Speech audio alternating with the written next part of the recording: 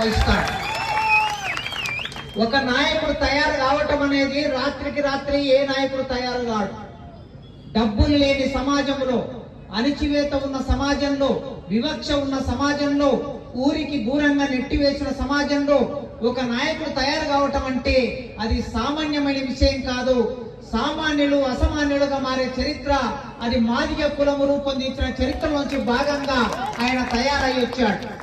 అట్లా తయారై వచ్చిన ఒక నాయకుడిని ఈ సమాజం కాపాడుకోవాలి.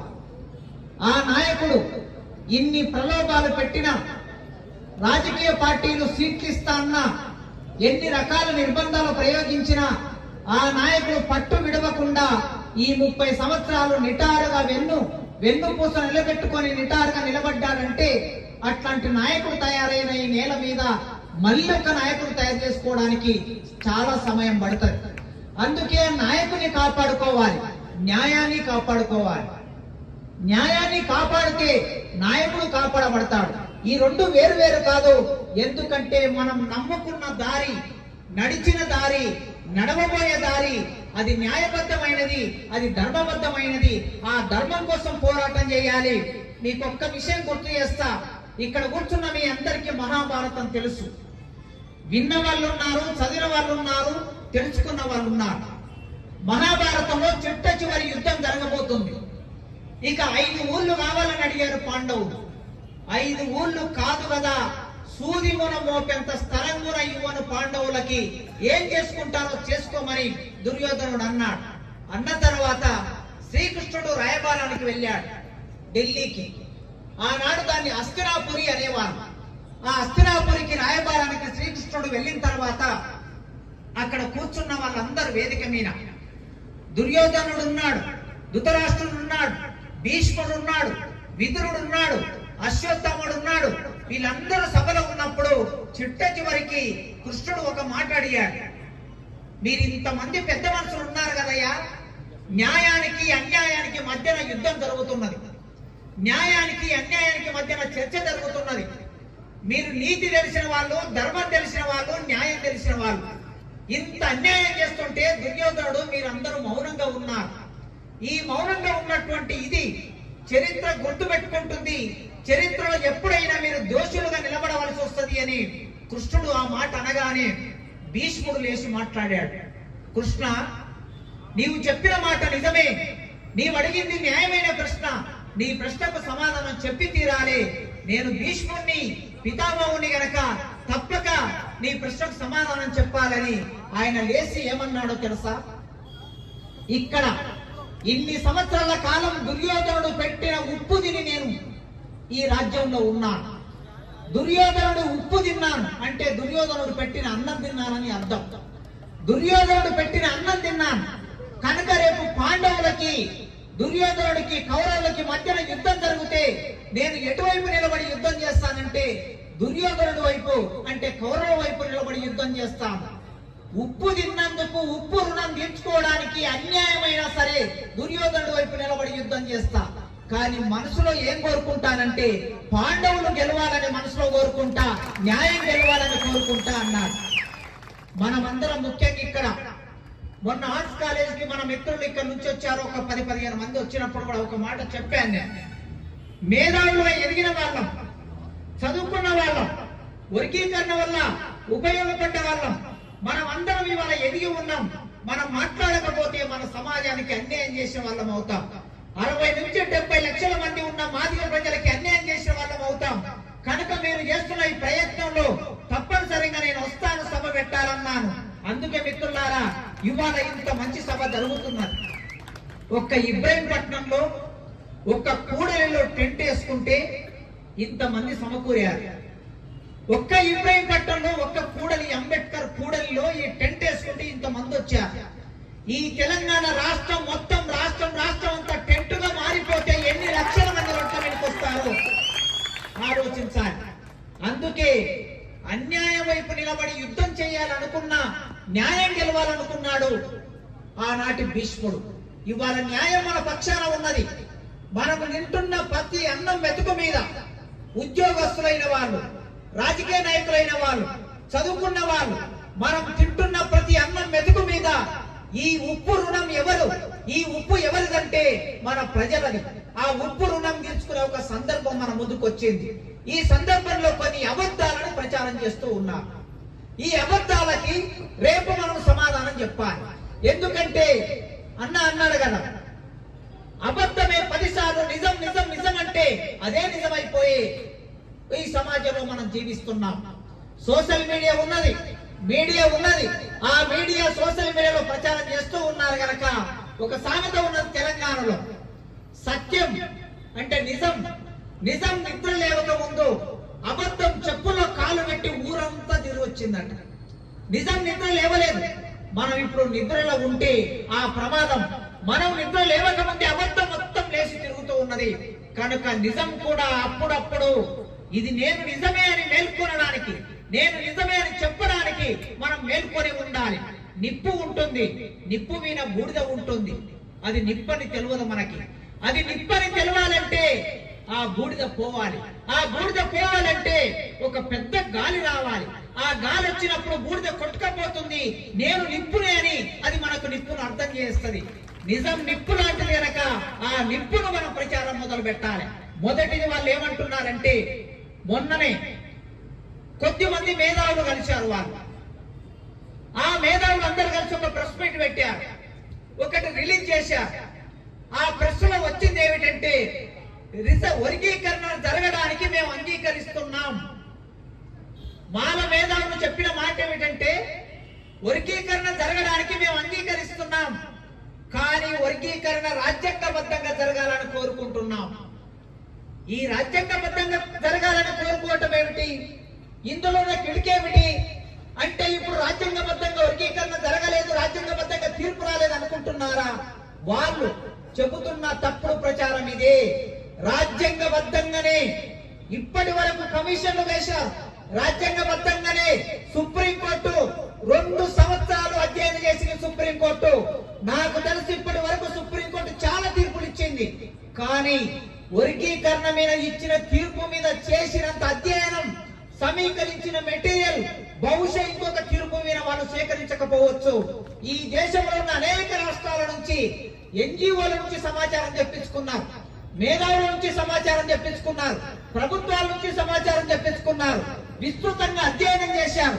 ఈ అధ్యయనం చేసినప్పుడు వాళ్ళు ఏమన్నారంటే, ఇప్పటి వరకు 2004లో నవంబర్ 5వ తారీఖు నాడు సుప్రీంకోర్టు అమలవుతున్న చట్టాన్ని, వర్గీకరణ చట్టాన్ని కొట్టివేసింది. 2004లో అంటే 20 ఏళ్ల కిందట. ఎందుకు కొట్టేసింది సుప్రీంకోర్టు ఆనాడు? ఆనాటి సుప్రీంకోర్టు మీద ఆనాడు ఉన్నటువంటి ఇప్పుడు చెప్తున్న వెంకటస్వామి గారు, ఇప్పుడు వరకు అన్న చెప్పిన వెంకటస్వామి గారు, దేశంలో ఉన్న మాల వాళ్ళందరినీ, పెట్టుబడిదారులని, భూస్వాములని అందరినీ ఏకం చేసి, డబ్బులున్న వాళ్ళని ఏకం చేసి, జడ్జీలని ప్రలోభపెట్టి రకరకాల ప్రయత్నాలు చేసి ఆనాటి సుప్రీంకోర్టు మన తీర్పును, వర్గీకరణ తీర్పును కొట్టేయించారు. ఎందుకు కొట్టేశారు ఆనాడు జడ్జీలు? ఒక కారణం చెప్పారు. 341 అనే ఆర్టికల్ రాజ్యాంగంలో ఉన్నది. ఈ 341 అనే ఆర్టికల్ ప్రకారం వర్గీకరణ చేసుకోవడానికి వీలు లేదు అని సుప్రీంకోర్టు 20 ఏళ్ల కిందట వర్గీకరణ చట్టాన్ని కొట్టేసింది. ఇది నిజమేనా? ఇది సత్యమేనా? ఇది న్యాయమేనా? మొన్న సుప్రీంకోర్టు ఈ విషయం మీద అధ్యయనం చేసింది. అధ్యయనం చేసి ఏమన్నదంటే, 341 ఆర్టికల్ అనేది ఎక్కడ కూడా వర్గీకరణ చెయ్యాలా, వర్గీకరణ చేయకూడదా అనే విషయం ఇక్కడ చెప్పలేదు. మీరైనా చదవచ్చు, ఇప్పటికీ ఇంగ్లీష్ లో ఉన్నది, అది తెలుగులో కూడా దొరుకుతున్నది. 341 ఆర్టికల్ ఏ, ఆర్టికల్ బి ఎక్కడ కూడా వర్గీకరణ గురించి ప్రస్తావన చేయలేదు. ఏం చెప్పింది 341 ఆర్టికల్ రాజ్యాంగంలో? అంబేద్కర్ ఎందుకు ఈ ఆర్టికల్ రాజ్యాంగంలో పెట్టాడు?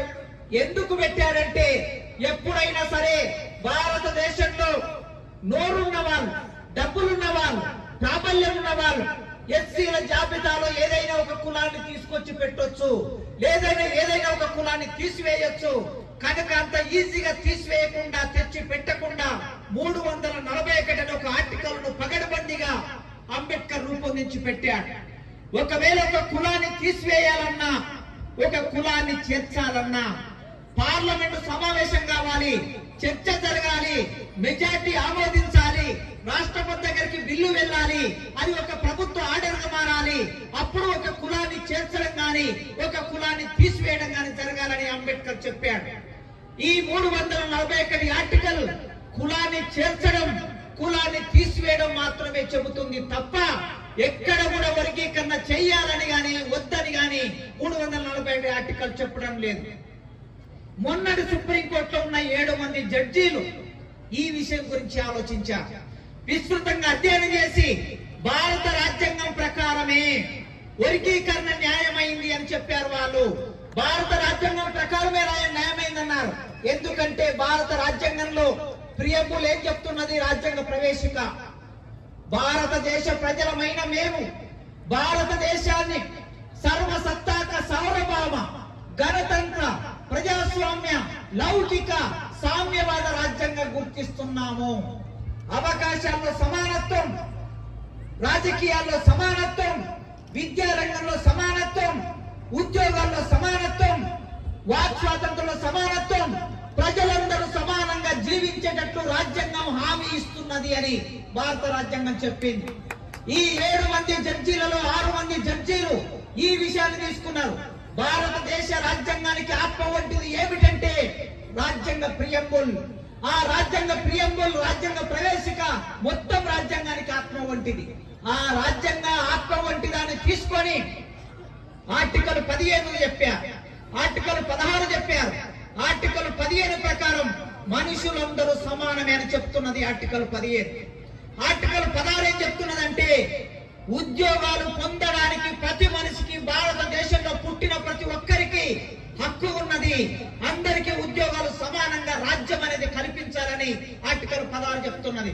ఈ సుప్రీంకోర్టు జడ్జీలు 6 మంది ఏమన్నారంటే ఆర్టికల్ 15, ఆర్టికల్ 16 ప్రకారం, ప్రియంబుల్ ప్రకారం భారతదేశంలో ఉన్న ఎస్సీ రిజర్వేషన్ ను రాష్ట్ర ప్రభుత్వాలు వర్గీకరణ చేసుకోవడానికి రాజ్యాంగమే అంగీకరిస్తున్నదని వాళ్ళు తీర్పిచ్చారు. మిత్రులారా, మన మిత్రులు ఏమంటున్నారు, మన అన్నలు ఏమంటున్నారంటే రాజ్యాంగానికి వ్యతిరేకంగా జరిగింది ఇది అంటున్నారు.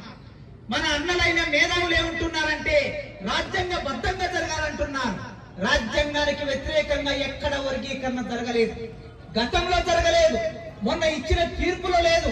రాజ్యాంగబద్ధంగానే తీర్పిచ్చారు గనక రాజ్యాంగాన్ని రక్షించడంలో మనం ముందుంటాం, రాజ్యాంగాన్ని ప్రచారం చేయడంలో మనం ముందుంటాం, రాజ్యాంగానికి ఏమైనా ఆటంకం ఏర్పడితే మనం ముందుంటాం. కనుక రాజ్యాంగం ప్రకారమే వర్గీకరణ జరగాలి, జరుగుతున్నది, దానికోసమే సుప్రీంకోర్టు తీర్పిచ్చిందనే సమాధానాన్ని మనం చెప్పాలి. ఇంకా రెండో ప్రశ్న వాళ్ళు ఏమేస్తున్నారంటే వర్గీకరణ జరిగితే మాలమాదిగల మధ్య ఐకమత్యం దెబ్బతింటుంది అంటున్నారు. ఈ ఐకమత్యం అనే వాదన ఎక్కడిది? ఈ వాదన ఎక్కడి నుంచి వచ్చింది? మాలమాదిగల మధ్యన ఐకమత్యం అనే మాట వచ్చినప్పుడు ఎక్కడికి వెళ్ళాలి? 100 సంవత్సరాల వెనక్కి వెళ్ళాలి.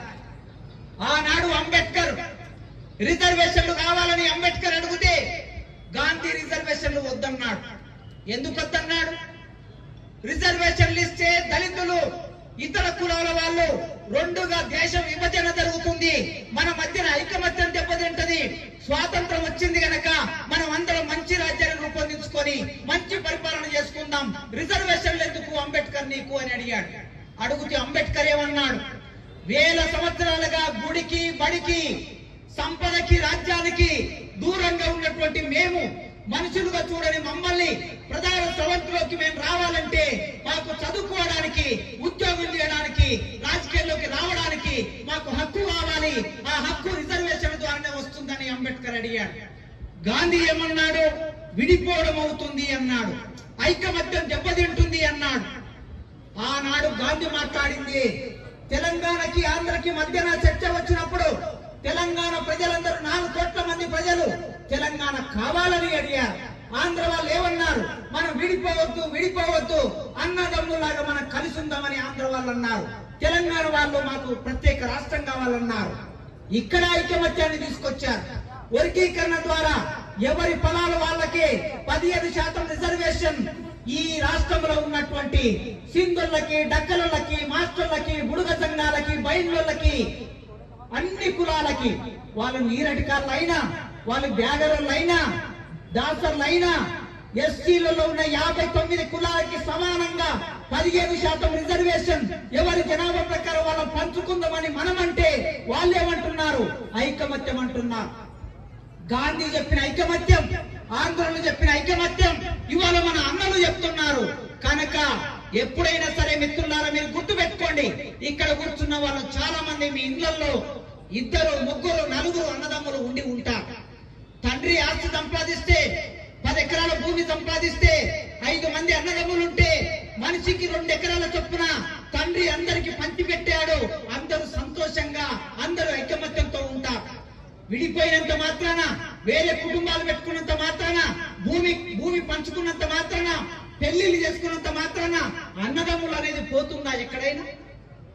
అందుకే ఐకమత్యం అనే మాటతో తప్పుడు ప్రచారం చేసి వాళ్ళు వర్గీకరణ జరగకుండా అడ్డుపడుతున్నారు. ఆ అడ్డుపడేది ఐకమత్యం అనే దాన్ని ముందుకు తీసుకొస్తున్నారు. ఐకమత్యం ఏనాడు ఉన్నది? ఏనాడనే ఐకమత్యం ఉన్నదా? ఈ ఐకమత్యం ఉంటే నీకు నాకు ఎలాంటి సంబంధాలు ఉన్నాయో ఒకసారి చర్చకు పెట్టండి. చర్చకు పెడితే అర్థమవుతుంది. నీకు నాకు కంచం పట్టు ఉన్నదా? నీకు నాకు మంచం పట్టు ఉన్నదా? నీ పండుగలు నా పండుగలు ఒకటిగా ఉన్నాయా? నీ దేవుడు నా దేవుడు ఒకటిగా ఉన్నాడా? లేదు కదా. మేము ఎల్లమ్మను పూజిస్తాం, మేము ఇంకొకరిని పూజిస్తాం, మీరు చెన్నకేశవుని పూజిస్తారు.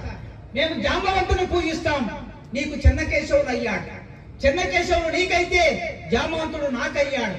కనుక దేవుళ్ళ ప్రకారం చూసినా, పండుగల ప్రకారం చూసినా, పద్ధతి ప్రకారం చూసినా ఈ భిన్నత్వం స్పష్టంగా ఉన్నది. అయినా నీకు నాకు అంటరానితనం ఒకటే. నీవు ఊరికి దూరంగా ఉన్నావు, నేను ఊరికి దూరంగా ఉన్నా. మన ఇద్దరిని కలిపింది గనక ఈ అంటరాని తరానికి వ్యతిరేకంగా ఈ దేశంలో, ఈ రాష్ట్రంలో పోరాటం చేయవలసిన బాధ్యత మన మీద ఉన్నది.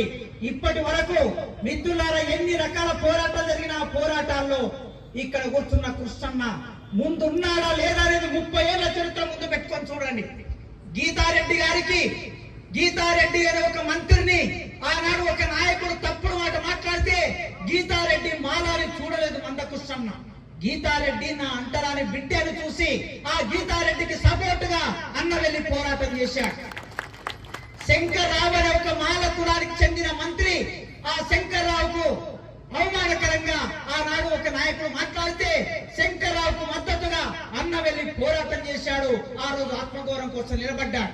ఇక్కడి నుంచే కాదు, చీమకుర్తి అనే ప్రాంతంలో నిజంగా వర్గీకరణ ఉద్యమం మొదలు కాకముందే చీమకుర్తి అనే ప్రాంతంలో, ప్రకాశం జిల్లా చీమకుర్తిలో, ఒంగోలు దగ్గర ఉన్న చీమకుర్తిలో అక్కడ ఉన్న క్వారీలో 2 మాల బిడ్డల్ని అత్యాచారం చేసి చంపేస్తే, అమ్మాయిలని అత్యాచారం చేసి చంపేస్తే ఆ చంపేసిన దానికి వ్యతిరేకంగా ఆ బిడ్డలకి న్యాయం జరగాలని పోరాటాన్ని మొదలుపెట్టినటువంటి వ్యక్తి మందకృష్ణన్ ఇక్కడ మన ముందే ఉన్నాడు. కనుక ఇక్కడ మాలలు మాదిగలు అనే విభజన వచ్చినప్పుడు అన్నదమ్ముల్లాగా వాట పంచుకున్న దగ్గర చర్చ వచ్చింది తప్ప నీకు అన్యాయం జరిగితే చూసుకుంటా కూర్చున్న సందర్భం ఎన్నడూ లేదు. ఆనాడు కారం చెడులో మాదిగల్ని చంపితే మీరు పోరాటంలోకి వచ్చారు, మీరు నాయకత్వం వహించారు. అదే విధంగా చుండూరులో జరిగితే మీరు ముందుకొచ్చారు. ఆనాడు మందకృష్ణ కూడా పోరాటంలో ఉన్నాడు. ఆ తర్వాత జరిగిన అనేక పోరాటాల్లో అన్న నాయకత్వం వహించాడు. ఉమ్మడిగా చేయవలసిన పోరాటాలు ఇంకా మిగిలే ఉన్నాయి. కనుక అన్నల్లారా, మాల అన్నల్లారా, ఈ వేదిక మీద నుంచి, ఇబ్రహీంపట్నం వేదిక మీద నుంచి మీకు ఒక విజ్ఞప్తి చేస్తున్నా. కలిసి చేయవలసిన పోరాటాలు మిగిలే ఉన్నాయి. భూమి కోసం పోరాటం చేయాలి, రాజ్యాధికారం కోసం పోరాటం చేయాలి, విద్య కోసం పోరాటం చేయాలి, ఆత్మగౌరవం కోసం పోరాటం చేయాలి. నీవు నేను కలిస్తే ఈ రాష్ట్రంలో 1 కోటి మంది మనం. ఈ రాష్ట్ర జనాభా 4 కోట్లు అయితే నీవు నేను కలిస్తే, మన ఇద్దరం కలిస్తే మనది 1 కోటి జనాభా. 1 కోటి జనాభా మనం ఒక్కటవుతే ఈ రాష్ట్రంలో అధికారం మనదవుతుంది. కనుక అధికారం రాకుండా, చదువు రాకుండా, భూమి రాకుండా, ఆత్మగౌరవం రాకుండా, పోరాటం చేయకుండా అడ్డుపడుతున్నది ఎవరో ఆ చరిత్ర అంతా అన్న ఇప్పటి వరకు చెప్పాడు. చిన్న సమస్య ఉన్నది పరిష్కారం కాకుండా, ఉన్నది గనక దాన్ని పరిష్కరించుకోవడానికి మీరు ముందుకు రాండి. మేధావులారా, నిజాయితీగా మాట్లాడండి. మేధావులు ఎప్పుడైనా సరే సమాజానికి మంచిని చెప్తారు, మేధావులు ఎప్పుడైనా సత్యాన్ని చెప్తారు, మేధావులు ఎప్పుడైనా నిజాన్ని చెప్తారు. గనక అక్కడ ఉన్న మేధావులారా మీరు ఆలోచించండి, ఆలోచించి ముందుకు రండి. 2000 సంవత్సరంలో వర్గీకరణ చట్టమైంది. 99లో ప్రారంభమై 2000 సంవత్సరంలో చట్టమైంది. చట్టమైన తర్వాత ఉద్యోగాలు పొందాం. 2004లో చివరి ఉద్యోగం నేను పొందాను వర్గీకరణలో. ఆ 2000 సంవత్సరం తర్వాత చట్టమైన తర్వాత మందకృష్ణ ఏం చేశాడు? వర్గీకరణ గురించి అడిగాడా? వర్గీకరణ గురించి సభలు పెట్టాడా? వర్గీకరణ గురించి మాలవులను ఏమైనా తిట్టాడా? రాజకీయ నాయకులు ఏమైనా అన్నాడా? ఏమనలేదే. ఏం చేశాడా కాలంలో? మాదిగా ఉద్యోగులు ఎవరైతే ఉన్నారో మాదిగా ఉద్యోగులకి ప్రమోషన్ లో రిజర్వేషన్ లేదు. ఇక్కడున్న టీచర్లైనా మీకు తెలుసు, ఇక్కడున్న ఉద్యోగస్తులైనా మీకు తెలుసు. 2000 సంవత్సరం 2002-3 నాటికి ముందు ఉద్యోగాల్లో మనకు రిజర్వేషన్ లేదు. ఆయన పోరాటాన్ని తీసుకొని ఉద్యోగాల్లో రిజర్వేషన్ మనకెందుకు లేదు? ఒకసారి ఉద్యోగంలోకి ఒక క్లర్క్ ఉద్యోగంలోకి వస్తే, జూనియర్ అసిస్టెంట్ ఉద్యోగంలోకి వస్తే మొత్తం జీవితం అంతా జూనియర్ అసిస్టెంట్ గా, జీవితం అంతా చెప్రాసిగా, జీవితం అంతా క్లర్క్ గా రిటైర్ అయిపోయేది ఎందుకు? మాకు మీరు మాత్రమే ఆఫీసర్లు ఎందుకు అవుతున్నారని పోరాటాన్ని మొదలుపెట్టి ఈ రాష్ట్రంలో ప్రమోషన్లలో రిజర్వేషన్లు సాధించిన నాయకుడు ఆయన ఉన్నాడు కదా. కేవలం మాదిగొల్లకే రిజర్వేషన్లు వచ్చాయా? మాదిగొల్లే ప్రమోషన్ పొందారా? అన్ని కులాలు, ఎస్సీలో ఉన్న అన్ని కులాలు ప్రమోషన్లు పొందారు కదా. అందుకే వర్గీకరణ సమస్య పరిష్కారం అయితే మనం ముందుకు వెళ్ళడానికి ఇంకా చాలా మార్గాలు ఉన్నాయి గనక ముందుకు వెళ్ళే ఒక ఎజెండా ఉంది. మీరు ఇప్పటికైనా అర్థం చేసుకోండి, ఇది మన మధ్యన ఘర్షణ కాదు. వాళ్ళు ఇంకో మాట ఏం మాట్లాడుతున్నారంటే అగ్రకుల పార్టీలకి అనుకూలంగా ఇది జరుగుతున్నది, అగ్రకుల పార్టీలు ఎంజాయ్ చేస్తున్నారు అని అంటే, మరి అగ్రకుల పార్టీలు ఎంజాయ్ చేయడానికి, వాళ్ళు రాజ్యాధికారంలో ఎక్కువ కాలం ఉండడానికి ఎవరు కారణం అవుతున్నారు? ప్రతిసారి వర్గీకరణ చట్టం ముందుకొచ్చినప్పుడల్లా హైకోర్టులో వేసింది మీరే, హైకోర్టులో 2 సార్లు వేసింది మీరే, సుప్రీంకోర్టులో 2 సార్లు వేసింది మీరే, మళ్ళీ ఇప్పుడు పిటిషన్లు వేసింది మీరే, మళ్ళీ హైకోర్టులో పిటిషన్లు వేస్తున్నది మీరే. కనుక పేద మాల ప్రజలారా, గూడు లేని మాల ప్రజలారా, అన్నం లేని మాల ప్రజలారా, విద్య లేని మాల ప్రజలారా, ఉద్యోగం లేని మాల యువకులారా, మీరు ఆలోచించండి. వర్గీకరణకు వ్యతిరేకంగా జరిగే పోరాటం వలన మీకు ఇల్లు రాదు, మీకు ఉద్యోగం రాదు, మీకు చదువు రాదు, మీకు ఆత్మగౌరవం రాదు. వస్తే ఏమొస్తుంది? ఒక ఆయనకి మంత్రి పదవి వస్తుంది తప్ప మీకు ఒరిగేది ఏముండదు అనేది ఆలోచించండి. మాల ప్రజలని కూడా అర్థం చేయించండి. అట్లా అర్థం చేయించే క్రమంలో ఇవాళ మనం అందరం చైతన్యం కావడం మాత్రమే కాదు, చైతన్యం మన కొత్త కాదు. ఈ తెలుగు నేల మీద చైతన్యం గురించి మాట్లాడితే, అస్తిత్వం గురించి మాట్లాడితే, అస్తిత్వ ఉద్యమాల గురించి మాట్లాడితే 1994 జూలై 7వ తారీఖు ముందు ఒక చరిత్ర, 94 జూలై 7వ తారీఖు తర్వాత మందకృష్ణ నిర్మాణం చేసిన చరిత్ర ఇంకొక చరిత్ర. 2 రకాల విభజన రేఖ ఉన్నది దళిత ఉద్యమంలో. ఆ దళిత ఉద్యమానికి మాత్రమే పరిమితం కాకుండా మాదిగ దండోర ప్రారంభమైతే ఈ మొత్తం సమాజానికి చైతన్యం ఇచ్చిన శక్తి కూడా మనకే ఉన్నది. మాదిగ దండోర ప్రారంభమైతే మనల్ని చూసి చాకలు చాకిరేవ దెబ్బ వేశారు, మనల్ని చూసి గొల్లల్లో గొల్ల కురుమంటోళ్ళు దెబ్బ వేశారు, మనల్ని చూసి లంబడళ్ళు నంగాల బేరు వేశారు, మనల్ని చూసి ఆదివాసులు తుడు దెబ్బ మోగించారు, మనల్ని చూసి సప్పండ కులాలు వాళ్ళు సంఘాలు పెట్టుకొని ఈ రాష్ట్రంలో ముందుకొచ్చారు. వాళ్ళందరికీ చైతన్యం ఇచ్చినటువంటి వ్యక్తులం మనం. ఊరికి దూరంగా పుట్టినా సరే ఒక్కసారి చైతన్యవంతమైన తర్వాత మొత్తం సమాజానికి చైతన్యం నేర్పిన వాళ్ళం. మరి మనం ఇవాళ మౌనంగా ఉందామా? మౌనంగా ఉంటే చరిత్రలో నేరం చేసిన వాళ్ళం అవుతాం. మౌనం కూడా నేరం అవుతుంది. నోరుండి మౌనంగా ఉంటే నేరం అవుతుంది. నోరు లేని వాళ్ళు మాట్లాడవచ్చు, మాట్లాడకపోవచ్చు, కానీ నోరున్న వాళ్ళు మాట్లాడకపోతే అది నేరం అవుతుంది. కనుక నోరున్న మనం అందరం మాట్లాడవలసిన సందర్భం వచ్చింది. ఇక కృష్ణన్న చేస్తాడులే, మనకి ఒక ఆలోచన ఏమొచ్చిందంటే, రేవంత్ రెడ్డి గారు హామీ ఇచ్చారు అసెంబ్లీలో, వర్గీకరణ చట్టం అయిపోతుంది, ఏమన్నా ఉంటే కృష్ణన్న చూసుకుంటాడులే అనే భావన వచ్చింది. ఇది చాలా తప్పు మిత్రులారా. ఈ మధ్య కాలంలో మేము ఉద్యోగుల సభల కోసం పోతే ఉద్యోగులు 1000 మంది 2000 మంది ఉంటున్నారు ఆ ఏరియాలో. కానీ సభకొచ్చే వాళ్ళు 50 మంది, 100 మంది, 150 మంది వస్తున్నారు. 2000 మంది ఉండి 150 మంది రావటం ఏమిటి అంటే, మనం దేనికో గురైపోయాం, భద్ర జీవితానికి గురైపోయాం. ఒకప్పుడు జొన్న రొట్టెలు కట్టుకొని, సద్ది కట్టుకొని, కారం ఎత్తుకులు కట్టుకొని హైదరాబాద్కు వచ్చి మన తండ్రులు మన తల్లులు చలిలో వణుకుకుంటూ ఉద్యమం చేశారు మన కోసం. ఉద్యోగాలు వచ్చాయి. మరి ఇప్పుడు మన ఉద్యోగాలకు వచ్చినటువంటి వాళ్ళం నోరెత్తకపోతే అది నేరం అవుతుంది కనుక అలర్ట్గా ఉండాలి. రాజకీయ నాయకులు ఎవరిని నమ్మడానికి లేదు. వాళ్ళకు కావాల్సింది పదవి, వాళ్ళకు కావాల్సింది మంత్రులు, వాళ్ళకు కావాల్సింది డబ్బు. ఎవరు డబ్బిస్తే, ఎవరు పదవి ఉంచితే వాళ్ళ వైపు ఆలోచిస్తారు గనక రేవంత్ రెడ్డి గారు మాట ఇచ్చారు గనక నెరవేరుతుంది అనుకోకండి. రేవంత్ రెడ్డి గారు ఇచ్చిన మాట నిలబెట్టాలంటే మనం మండుతున్న పొయ్యిలాగా, మెలుగుతున్న నిప్పులాగా మనం మారకపోతే, మోగుతున్న డప్పులాగా మనం మారకపోతే వర్గీకరణ కాదు గనక ఈ చైతన్యం ఇబ్రహీంపట్నంలో మొదలైన ఈ చైతన్యం మొత్తం రంగారెడ్డి జిల్లాలో పాత మండలాల్లో అన్నింటిలో మొదలవుతే హైదరాబాద్ కు వేడి కొడుతుంది, సెక్రటరేట్ కు, అసెంబ్లీకి వేడి కొడుతుంది గనక అట్లాంటి ప్రయత్నం మన ఇబ్రహీంపట్నం మిత్రులు చేసినందుకు వాళ్ళకి అభినందనలు తెలుపుతూ ఈ రంగారెడ్డి జిల్లా మొత్తం కలిపితే ఒక్క జిల్లా ఆనాడు వాళ్ళు జింకానా గ్రౌండ్ లో పెట్టిన మీటింగ్ దానికి సమానంగా ఒక్క రంగారెడ్డి జిల్లా తలుచుకుంటే అంతకు రెండింతల మీటింగ్ పెట్టవచ్చని మీరు నిరూపించాలని కోరుకుంటూ ఇంతటితో నా ఉపన్యాసం ముగిస్తున్నాను.